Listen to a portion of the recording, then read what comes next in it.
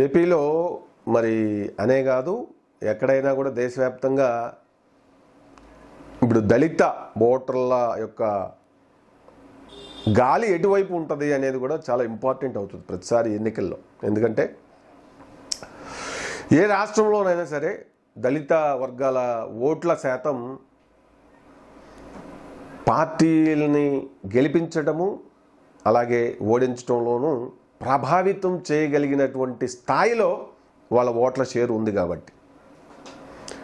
మరి ఇప్పుడు ఏపీలో చూసినట్లయితే ప్రస్తుత తరుణంలో అటు మరి మందకృష్ణ మాదిగ గారు ఎంఆర్పిఎస్ తరపున ఆయన మాదిగ ఉపకులాల రిజర్వేషన్ కావాలి అంటూ ఆయన గత 30 సంవత్సరాలుగా పోరాడుతూ ఉన్నారు. మరి ఈ మధ్య మోడీ గారితో కలిసి ఇక్కడ తెలంగాణలో మరి మనమంతా చూసాం, ఆయన కన్నీళ్ళు గార్చడం కానీ, మా జాతికి అన్యాయం జరుగుతుంది ఏదన్నా చేయండి అన్నా అని చెప్పి మోడీ గారిని వేడుకోవటం, నరేంద్ర మోడీ గారు ఆయన ఇట్లా నా చిన్న తమ్ముడు అని చెప్పి ఇట్లా హగ్ చేసుకొని ఖచ్చితంగా కమిటీ వేద్దాం ఏదో ఒక ఆశను కల్పించే ప్రయత్నం జరిగింది. అయితే మరి మరొక వైపు ఈ మాదిగ ఉపకులాల రిజర్వేషన్ని వ్యతిరేకిస్తూ ఉన్నటువంటి వర్గం కూడా మనం చూడవచ్చు. దళితుల్లోనే మాల సామాజిక వర్గానికి చెందిన వాళ్ళు నాయకత్వం అంతా కూడా ఇది అవసరం లేదు, దీన్ని రద్దు చేయాలని చెప్పి వాళ్ళు తీవ్రంగా దీన్ని అడ్డుకునే ప్రయత్నాలు అయితే చేస్తూ ఉన్నారు. ఇట్లా ఒకరు కావాలని ఇంకొకరు వద్దని ఇట్లా నడుస్తూ ఉంది. మరి చూసినప్పుడు మానవీయ కోణంలో చూసినప్పుడు 53 ఉపకులాలలో 1-2 కులాలే మరి ఆ రిజర్వేషన్ని పొందడం అనేది అది న్యాయం అవుతుందా? మిగిలిన బాగా వెనకబడిపోయి పేదరికంలో మగ్గుతున్నటువంటి కులాల పరిస్థితికి ఏంటి? ఈ విభజన చేయకపోతే ఆ కులాలు ఎట్లా అభివృద్ధికి నోచుకుంటాయి అనేది ఇక్కడ మనం ఆలోచించాలి. కాబట్టి మన కడుపు నిండింది, మనం బలపడ్డాం, ఇంకెట్లే మనకు జీవితాంతం కావాలి అనేటువంటి ధోరణి ఈ వ్యతిరేకిస్తున్న వాళ్ళు ఒకసారి వాళ్ళ ఆలోచనని చెక్ చేసుకోవాల్సిన పరిస్థితి అయితే ఉందనేది నా అభిప్రాయం. ఖచ్చితంగా ఈ ఉపకులాల రిజర్వేషను జరగాలి, దానికి నేను పూర్తిగా మద్దతు నేను ఎప్పుడు ఎటువంటి పరిస్థితుల్లోనైనా ప్రకటిస్తూనే ఉంటా. ఎందుకంటే అది ధర్మబద్ధమైనటువంటి డిమాండ్. అలాగే బీసీల్లో కూడా ఈ వెనకబడిన కులాల, బాగా ఆర్థికంగా వెనకబడిన కులాల, ముఖ్యంగా బీసీఏ వర్గాలకు చెందిన కులాలన్నీ కూడా బాగా ఆర్థికంగా వెనకబడినటువంటి కులాలు, రాజకీయంగా వెనకబడిపోతున్నటువంటి కులాలు.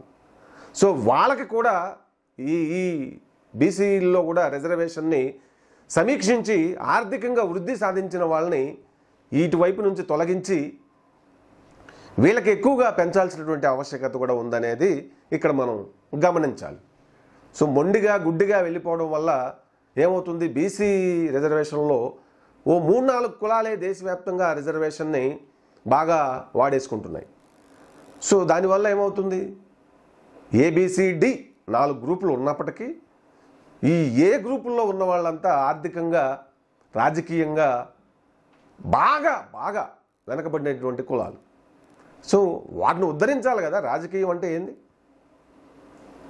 ఓటు బ్యాంకులుగానే కదా ప్రజలు చూస్తూ ఉన్నాయి పార్టీలన్నీ కూడా. సో ఆ వేలో ఈ మాదిగ రిజర్వేషను, మాదిగ ఉపకులాల రిజర్వేషను, అలాగే బీసీల్లో మోస్ట్ బ్యాక్వర్డ్ కమ్యూనిటీస్ అప్లిఫ్ట్మెంట్కి కోసం కూడా రిజర్వేషన్ పునః సమీక్షించి దాన్ని ధర్మబద్ధంగా చేయాల్సినటువంటి పరిస్థితి అయితే ఉంది. మరి మాదిగ సామాజిక వర్గాలకు సంబంధించి మందకృష్ణ గారు అన్నగారు ఆయన ప్రభావితం చేయగల స్థాయిలో ఉన్నటువంటి నాయకుడు. 1999 ఎన్నికల్లో మరి చంద్రబాబు నాయుడు గారితో కలిసి సమైక్యాంధ్రలో ఆ రిజర్వేషన్ పార్టీ అధికారంలోకి వస్తే ఖచ్చితంగా తెలుగుదేశం పార్టీ రిజర్వేషన్ ఉపకులాలకి వర్తింపజేస్తుందని చెప్పి హామీ ఇవ్వడంతో తెలుగుదేశం పార్టీకి సపోర్ట్ చేశారు, గెలిచింది పార్టీ. ఆ తర్వాత చంద్రబాబు నాయుడు గారు కూడా ఆయన ఆ 4-5 ఏళ్ళు వర్తింపు చేయటం మనం చూసాం. అప్పుడు చాలా మందికి మిగిలిన గతంలో వాళ్ళు పొందలేనన్ని జాబులు ఈ ఉపకులాల్లో వాళ్ళు పొందారు. జనాభా దామాషా నిష్పత్తి ప్రకారం.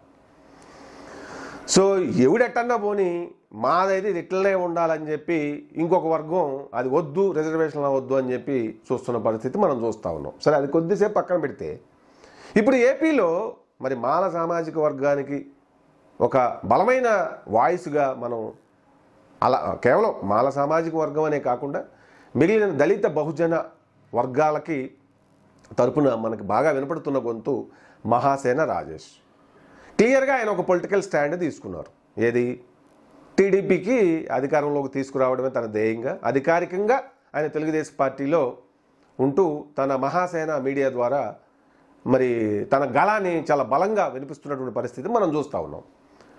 మరి అటు మందకృష్ణ మాదిగ గారు ఇప్పుడు ఎటువైపు తన వర్గాన్ని ఓటు వేయమని చెప్తారు, అలాగే మహాసేన రాజేష్ మొదటి నుంచి కూడా క్లియర్గా వైసీపీ పార్టీలో మనకు అన్యాయం జరిగింది మన జాతులకి, కాబట్టి మనం ఖచ్చితంగా ఈసారి తెలుగుదేశం పార్టీని అధికారంలోకి తీసుకురావాలని చెప్పి చెప్తా ఉన్నారు.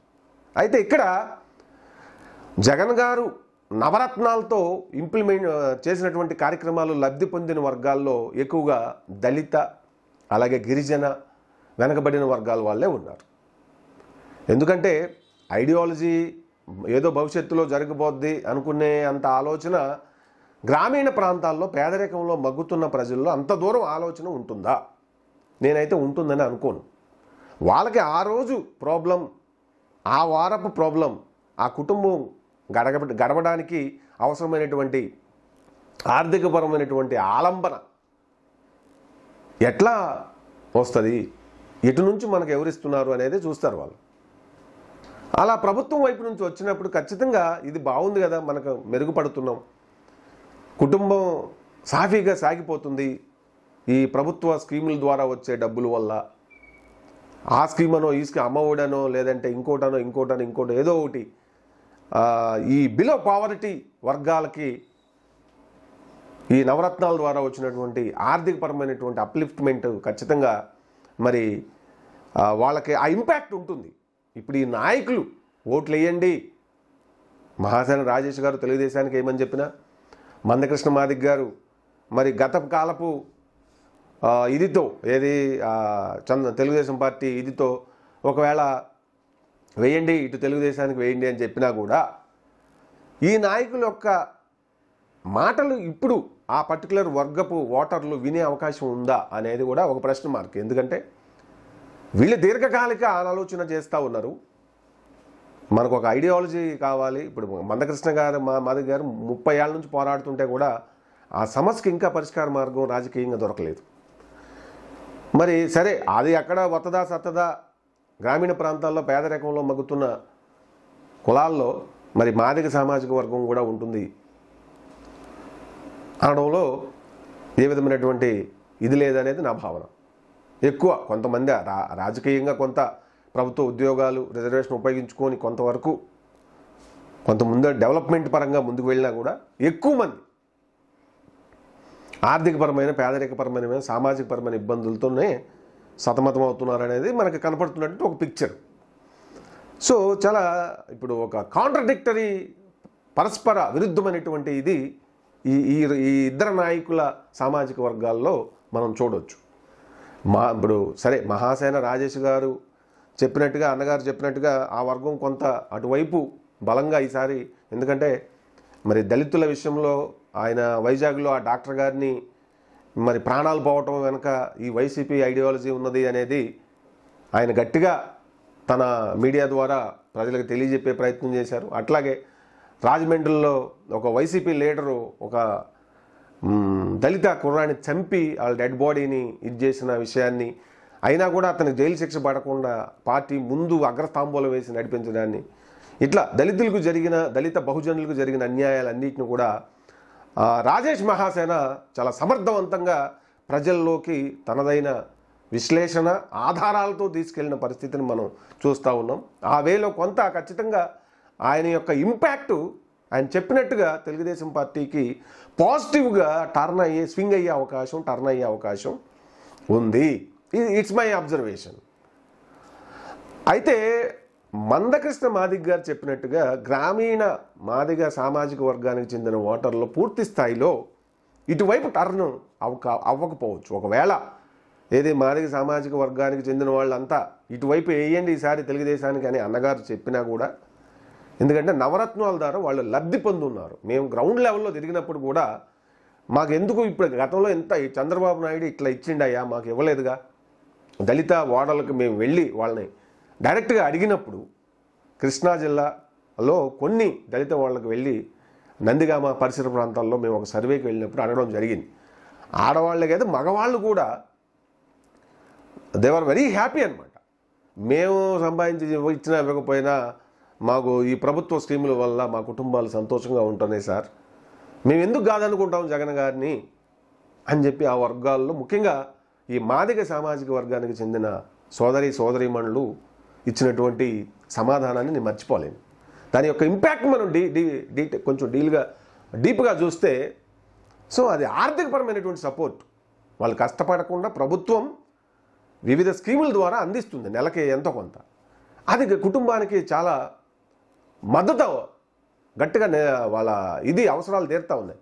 నిత్యావసర తిండి బట్ట ఇవన్నీ వెళ్తూ ఉన్నాయి, పిల్లల చదువులు మంచిగా. సో కాబట్టి ఆ వర్గపు ఓటు జగన్ గారికే ఎక్కువ పడే అవకాశాలు ఉన్నాయనేది నా అబ్జర్వేషను. నేను నా పరిశీలనలో నాకున్నటువంటి అనుభవంతో చెప్తున్నటువంటి మాట. మరి అంటే ఒక్కొక్కసారి ఏంటంటే నాయకులు చెప్పిన ప్రజలు ఇప్పుడు మందకృష్ణ గారి మా ఉద్యమం చాలా ఆయన ఒక్కడి కోసం కాదు కదా, ఆ వర్గపు మరి అన్యాయానికి గురవుతున్న 53 ఉపకులాల యొక్క అందరి కోసం. సో అదే జరిగినప్పుడు ఖచ్చితంగా బీసీల్లో ఈ వెనకబడిన బీసీఏ వర్గాలకు కూడా ఆ డెవలప్మెంట్ ఎంతో ప్రేరణ అవుతుంది. సో మొత్తం మీద సమాజంలో బాగా దోపిడీకి గురవుతున్న అన్యాయానికి గురవుతున్న వర్గాల కోసం ఆయన పోరాటం.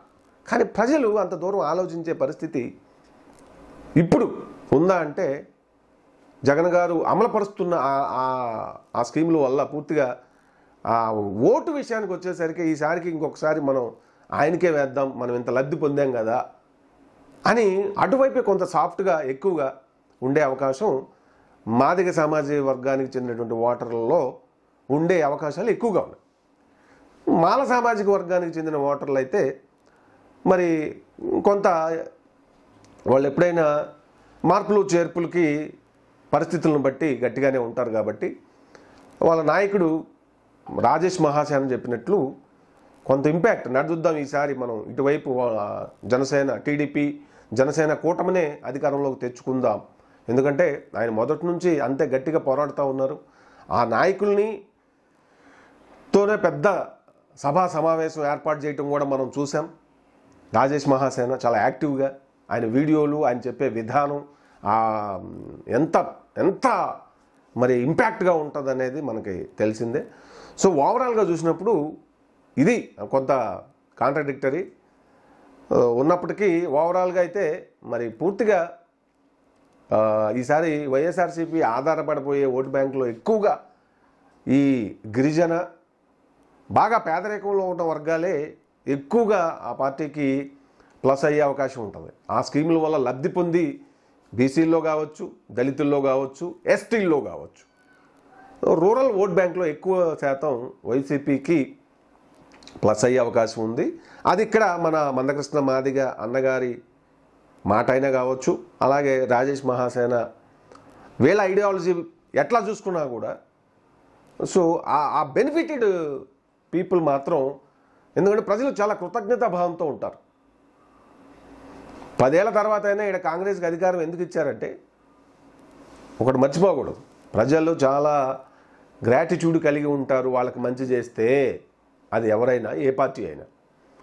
తెలంగాణ అప్పుడు వెంటనే కాంగ్రెస్ పార్టీకి అధికారం ఇవ్వలేదు, కానీ మన కోసం పోరాడిండు కేసీఆర్. మన మనిషి, మన గోస తెలిసినోడు, మన భాష తెలిసినోడు అని ముందు మనం చూద్దామని ఇక్కడ అవకాశం ఇచ్చారు. 10 ఏళ్ళు 2 సార్లు ఇచ్చారు. 3ఓసారి ఇక వద్దులే చాలు చూసాం మనం అంతా, ఈసారి కూర్చోబెట్టకపోతే ఇంక మనం బతకడమే కష్టం లోకల్లో, ఈ నాయకుల మూలంగా దోపిడీ ఎక్కువైపోయింది. పనిలో పనిగా మనకి పాపం కాంగ్రెస్ ఇచ్చిన సోనియా మనం కూడా కాంగ్రెస్ని గెలిపిస్తే రేవంత్ రెడ్డితో పాటు మనకి అప్పటి కృతజ్ఞత తీర్చుకున్నట్లు అవుతుంది అనే ఒక లోపల వాళ్ళ హృదయాల్లో దాచినటువంటి ఆ అంశం కూడా ఉందనేది గమనించాలి. అట్లనే జగన్ గారి పట్ల కూడా ఈ ఆర్థిక పరంగా డబ్బులు, ఈ స్కీములు డైరెక్ట్ క్యాష్ అకౌంట్లోకి ఏవైతే నొక్కారో ఎక్కువ ఈ కొన్ని వర్గాలు ఫుల్గా సపోర్ట్ చేసే అవకాశం ఉంది. అది ఎంతవరకు ఏ మేరకు అనేది మనకి ఇంకా ఎన్నికల్లో బయటపడవచ్చు. సో మొత్తం మీద రెండు విరుద్ధమైనటువంటి పరిస్థితుల్లో దళిత ఓటర్లు ఉన్నట్లుగా నాకు అనిపిస్తూ ఉంది. సో పూర్తిగా ఒకవైపే అది లేదు, ఒక పార్టీ వైపే పూర్తిగా దళిత్ అనేది ఒక జనరల్ కాన్సెప్ట్. ఆ కాన్సెప్ట్లో చాలా కులాలు ఉన్నాయి.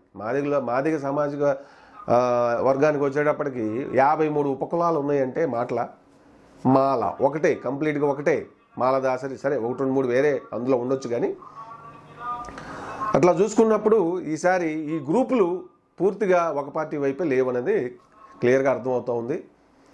మరి ఈ నాయకులు చెప్పినట్టుగా ఒకవేళ ఇప్పుడు రాజేష్ మహాసేన ఇంపాక్ట్ వీళ్ళ మీద ఎక్కువ ఉండే అవకాశం ఉంది. మరి అన్నగారు ఎంఆర్పిఎస్ ఆయన ఇంకా అవుట్ రైట్గా ఇటు సపోర్ట్ చేయండి అని అయితే ఇంతవరకు చెప్పినట్టు లేదు. ఏపీ ఎలక్షన్స్కి సంబంధించి ఆల్రెడీ బీజేపీతో ఉన్నారు కాబట్టి మరి బీజేపీ అక్కడ యాక్టివ్గా లేదు కాబట్టి ఆయన సొంత డెసిషన్ తీసుకోవచ్చు. ఎటువైపు చెప్తారు ఫైనల్గా, ఏ పార్టీకి ఓటేయండి అని అవుట్ రైట్గా ఆయన చెప్తారనేది ఆసక్తికరంగానే నేనైతే వెయిట్ చేస్తున్నా. ఒకవేళ తెలుగుదేశానికే ఓటు చేయండి, జనసేన కూటమికి చేయండి ఈసారి అని చెప్పినా కూడా సో అంత ఇంపాక్ట్ఫుల్గా ఆ ఓటు ఇటు టర్న్ కాకపోవచ్చు అనేది నా అబ్జర్వేషను. చూద్దాం ఓవరాల్గా ఏం జరుగుద్ది అనేది.